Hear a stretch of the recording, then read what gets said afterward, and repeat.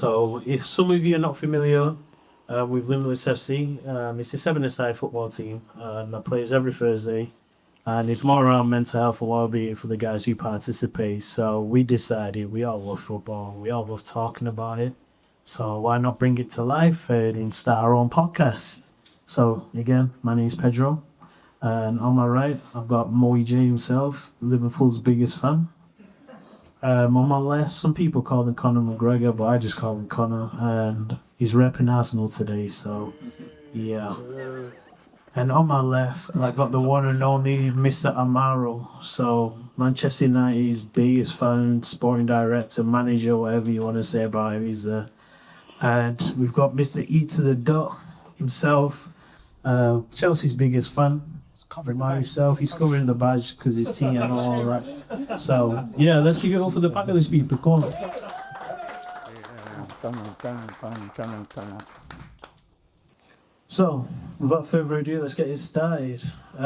Question: who's going to win the World Cup? Why? And things to consider as well: the American heat, injuries, squad quality, and squad balance as well. So I want to kick it off with Mr. Eda himself. Yeah, so who's going to win the World Cup, sir? Earlier, I said to you Spain, but when you just mentioned Ronaldo, I've just looked at that. I'm going to change. Why? I think the quality of PSG, the quality of Portugal's midfield, the midfielders they have, the range of midfielders they have, defence is solid, fullbacks are there. With or without Ronaldo, the attack is still good enough. I'm going to change my mind and I'm going to say Portugal are going to win the World Cup. Personally, I think Spain and Portugal have got two of the best midfields in the World Cup. But I think, football now is more of a team game. So I think the top three teams who could potentially win the World Cup are France, Spain or Portugal. Personally, with Portugal, I think having Ronaldo up front is a bit of a, I don't know. We'll come on to that. It's a hard one. But I think Spain and Portugal definitely are the two best midfields in the competition. Definitely. Well, I don't even know why we started with the whole midfield shenanigans. Because at the end of the day, the game's not won in midfield. I'll be real with you guys. You man are emphasizing the midfield and all of that, and I get it. There's a point to make there. But for me, this World Cup's really gonna come down to who's got the best attacking, who can get that ball. Because at the end of the day, the heat will play a part in the sense where the games are going to be slower. You're going to get a team that's probably going to be limited with the chances. If you get your chance, can you take it? Have you got someone that's there to clean it? For me, of course, I'm an Englishman, so I'm going to give England the best chance to win the World Cup. I do think... But he's capping though. No cap. Bro, that's cap. With Harry Kane, I guarantee you, if we've got Harry Kane full charge, all we got to do is get the ball to Harry Kane and that man will clean his place. So for me, I would say, yeah, man, England for the World Cup. I still think that in simple terms of ability and big game, the sort of performances, Jude is probably the best option in the 10. But we do have Rodgers, we do have Palmer when he's actually on form, we do have Eze, we have people that can fill that role. But I think Jude is going to be the one as well that will be more likely to be making those runs into the box, covering spaces that Harry Kane leaves when he drops back into more of a playmaking position. Yeah, the thing is with that, I mean, Mama, you mentioned a great thing about form and everything else that comes from the league seasons and all of that. But this is a tournament football, you're forgetting. A World Cup is completely different ball game. I'm telling you, Jude Bellingham, regardless of what he did or didn't do, what Madrid did this season or not, Jude is going to turn up at that stage in the World Cup. All we need really is Kane to just hop around, bro, and wait for the killer moments. Split seconds, that guy's finishing. Don't give him split seconds. And with that, Bellingham, of course, he's gonna be on form. So don't worry about him being at Madrid. The whole Madrid team's under scrutiny at the minute. So let's just swiftly move on. Okay, lovely. I know you wanted to add a point in regards to obviously what the guys are saying over here, so take it away. Bro, for me, all this shenanigans about Bellingham not starting, he has to start, bro. He has to start. If you look at every single page on the top four, who's the best player? It's Bellingham. You know what I mean? I don't know what English media trying to say Bellingham, because he's confident, he's an arrogant player. But bro, that's just him. He's hungry to play the game. You know what I mean? He's a superstar. He plays for Real Madrid. He has to start. You know what I'm saying? You see what he did at the last World Cup? You know what I mean? So for me, it's a non-negotiable. Bellingham has to be in the number 10 just if he's fit. You know what I mean? Palmer is a bit meaty this season. Rodgers, I don't know. You know, good. Rodgers is a good player as well, but I just don't think, for me, he should be starting on Bellingham. One thing you said earlier that baffles me. You were talking about if a chance in the World Cup is going to be hot, so that's when the midfield comes into play. You need to keep the ball. And after that, we're talking about you need someone to take a chance. And you mentioned England. Do we know what France's attack is on? We all watched PSG over the last couple of weeks, yeah? You're looking at Doué, you're looking at Dembele. Say what you want about Mbappe. If you think Bellingham has that thing to rise it, no one rises it more than Mbappe as well. Like who else? Like Barcola, we're looking at Elise, like yeah, with the point you've made, which I kind of agree with you, till you said England. Bro, that's got to be France. Based on look at you see that France start 11, yeah? That front three, bro, if it's me, I'm dropping Rabiot, I'm playing Dembele in the 10, and I'm bringing Doué on. That's going to be my front four. Looking at England's lineup at the moment, obviously I put Morgan Rogers at number 10, but I've always said that team, bro. this is based off what the media have basically been saying, and based off what Tuchel has played in recent times as well. So the only person you'll take out from that number 10 role is obviously Rogers for Bellingham. Is that right? 100%. Yeah, either or, but yeah. Okay, so but we're looking at all these squads. No one's really focusing on these defenses. Everyone's talking about midfield, but no one's really focused about defense. So if we're looking at the defense, who's got the best defense of all these teams? It's very mid. If you're talking about It's got to be strongest team, France is therefore the strongest team, and they got therefore the strongest defense as well. That's what I think personally. Because even if you look at Konate, could be starting there. Who else to go?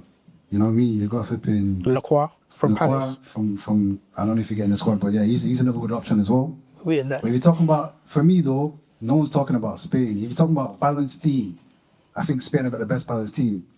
But Nico Williams has to be standing on the left. You know what I mean? But yeah, I think France have got definitely the strongest team in terms of defense, attack as well maybe. But if you're talking about whole team, Spain have got the best balanced team at the Okay, I know you just mentioned Nico Williams. He's not really been playing this season. I don't even think he'll be selected in the squad due to injury this season. And there's a question about Yamal as well. Obviously, he's done his hamstring. No one knows how long He'll be there. But... He'll be there. Okay. My star boy will be there. Trust me. Okay. Look at the England team. Where do you see the weak points in that starting 11? Weak points, I'm not sure. That's Elliot Anderson, yeah?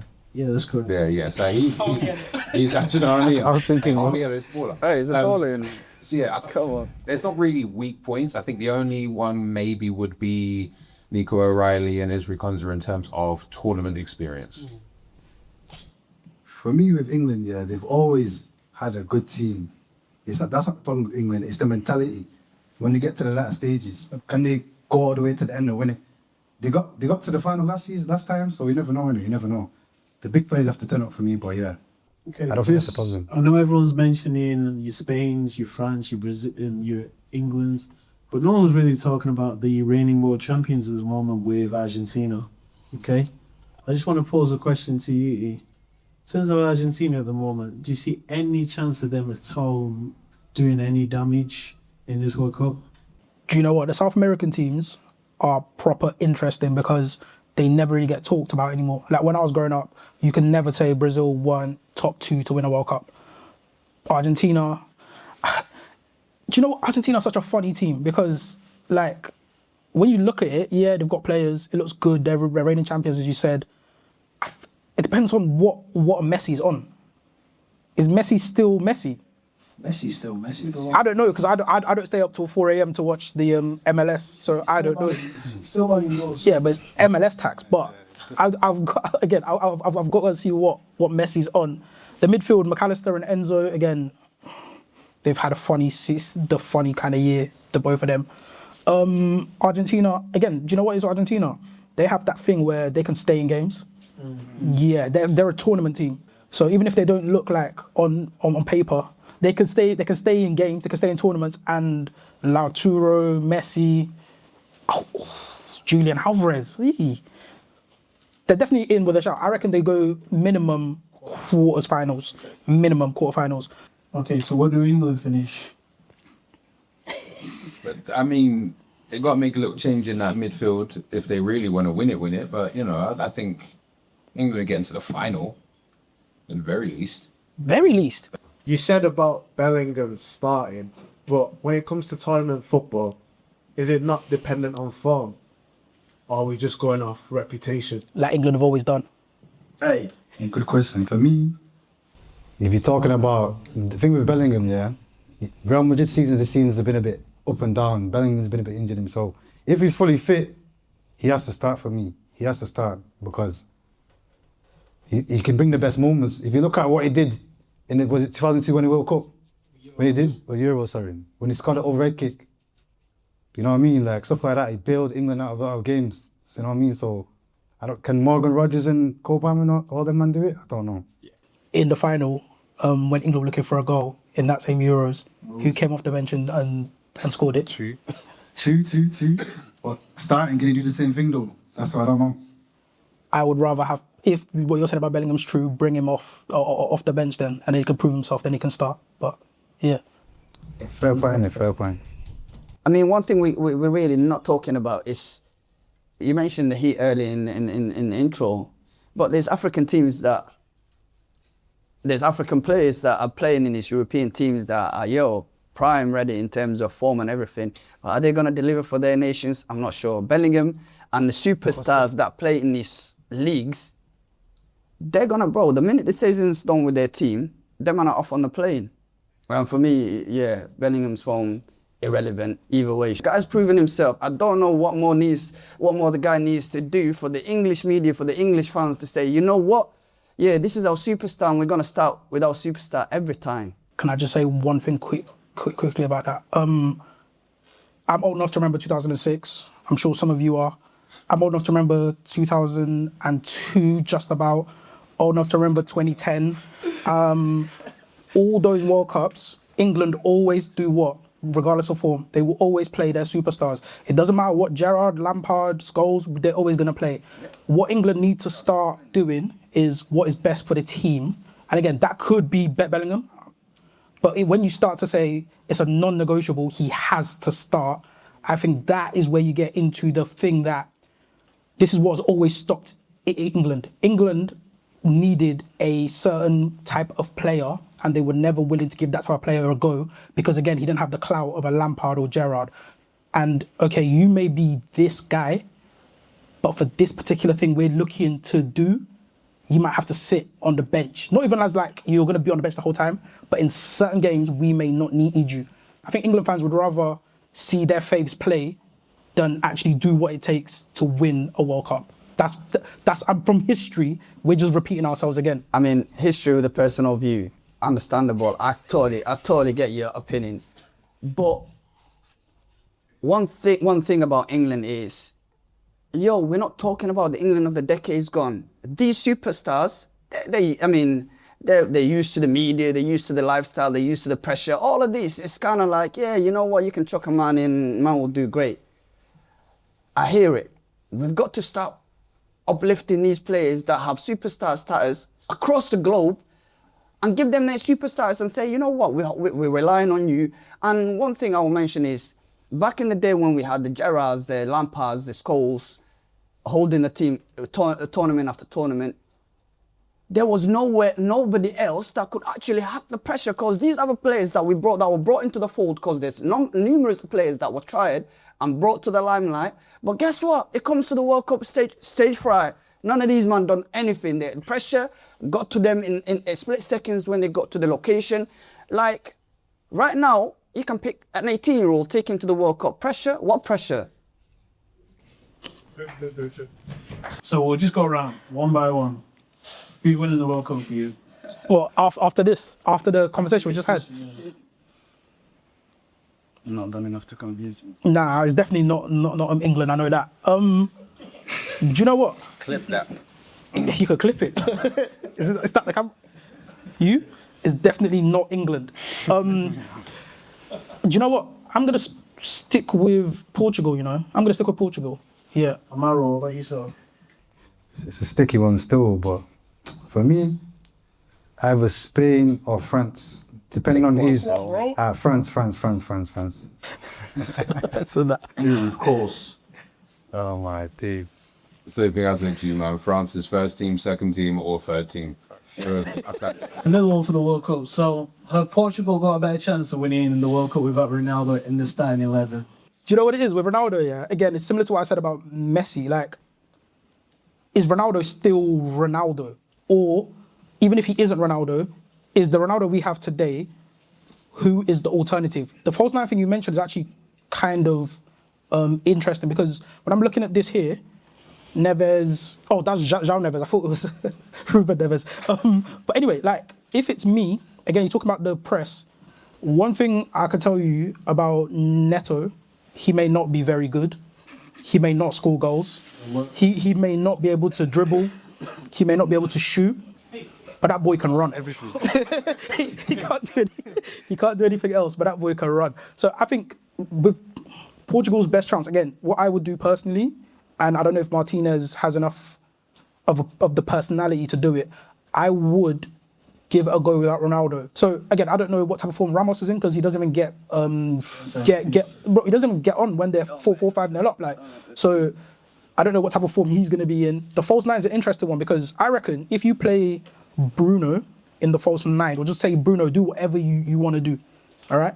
And then get another creative or someone that can get their foot on the ball in the midfield, that'll be interesting. The only question then comes is who scores the goals? Because Leao, again, I like Leao, but he's too lele. Like, brother, do you want to be the player that we all thought you're going to be or not? The thing is, right, the fact that we're posing the question is the answer to the question.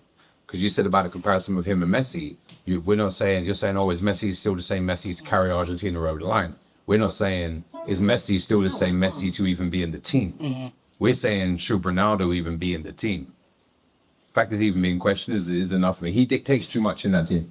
You made Africa head of state, bro, I'm telling you. exact point. Like, he makes too many decisions. He takes too much away from other players who are able to give stuff to that team in terms of he runs everything through him and he's not the same anymore. Listen, I love Ronaldo. He's a legend of the game, everyone knows. But I don't understand this thing of where he has to start. You know what I mean? He's 41 years old. Come off the bench. He's coming towards the end of his career. Why can't he make an impact off the bench? You know what I mean? Portugal got a lot of good players, a lot of good attackers as well. And for me, nowadays, you need to have a full 11 you can run. You know what I mean? Portugal and Ronaldo, he'll bring you the goals, but the other side of the game, is he going to do that? You know what I mean? So, personally, I would put like a Bernardo Silva, or even João Felix, or Bernardo Silva, in the false nine. You know what I mean? You've seen it. I said it before. I'm sure I said it before. So, and he can run a lot. All right, so the situation with Ronaldo, you know he's going to get you goals. But you, as a manager in Martinez's shoes, would you start? I'm pretty sure there's a clause in Martinez's contract never to drop Ronaldo or excel Ronaldo. But you know, all that side, Portugal, they really got a tough decision to make because, like I said, at the end of the day, it's a tournament football. This guy's a veteran in the team. He knows what to expect. Yeah, even though he's a threat, he's still 41. I don't think he's got a legs still. Even though the guy looks a beast. But yeah, I think they should just consider putting him on the bench, but keeping him in the team. Definitely keep him in the team. I'm looking at you, Jordan. Just your opinion in terms of Ronaldo. As a manager, what's best for the team? I don't necessarily disagree. I think there's a lot of recency bias in relation to Portugal. We were talking about the fact that the Portuguese midfielder kind of run Champions League in the past 2 weeks, and I don't deny that. 2 seasons. 2 seasons.